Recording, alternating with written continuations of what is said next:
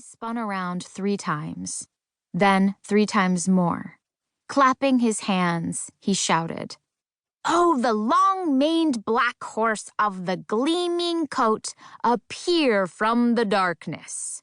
Master Mushtaq wants to have fun and go hunting."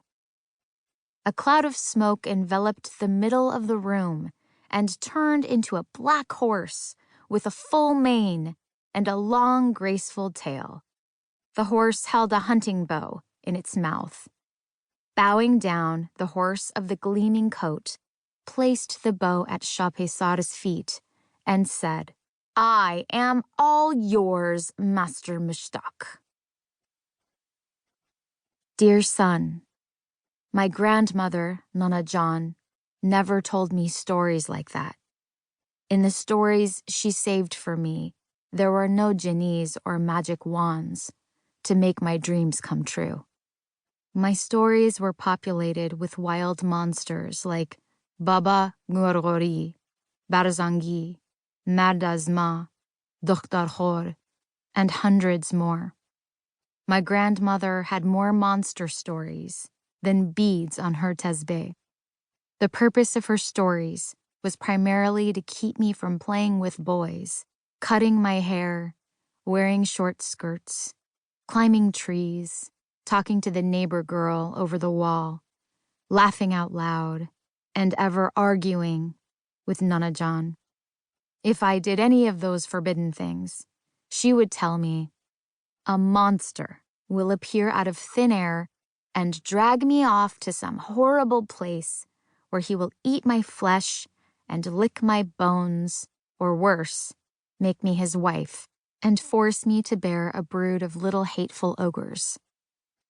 My grandmother believed that one of the most difficult tasks that the Almighty can assign anyone is being a girl in Afghanistan. As a child, I didn't want to be a girl. I didn't even want my dolls to be women. In those days, apparently, I knew more ways that led to hell than streets that led to my house. Nana Jan had told me so many stories about hell that I could describe every neighborhood in hell with my eyes closed, which is why, when you were born, I was finally accepted and acceptable. At least I had done my duty. I was a mother in this tortured land, and I had produced a son, you, my dearest. But my motherhood didn't last long. I lost you early on to the cursed laws of the city when you were still a breastfeeding 19-month-old baby. It has been 985 nights since you were taken from me. It has been 985 nights since the howling wind wolves have ripped through my lullabies.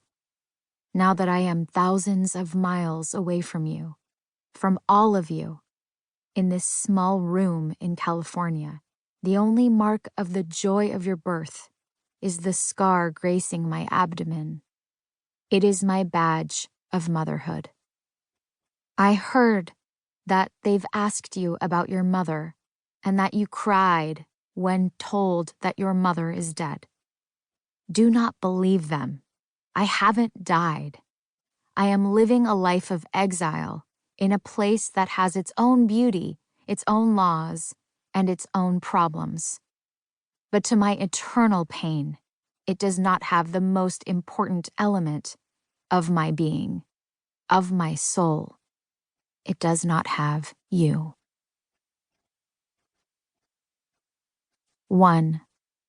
Bread and bullets. Afghanistan is the land of invisible bullets and the land of a death foretold, the land of doomed destinies, and the land of dejected and disgruntled youth, waiting forever for dreams that will never come true. This is how Madar, my mother, Ansari, and Nana Jan, my grandmother, Firoza, described my homeland to me when I was barely 4 years old. In their eyes, Afghanistan was divided between the Russian occupiers and their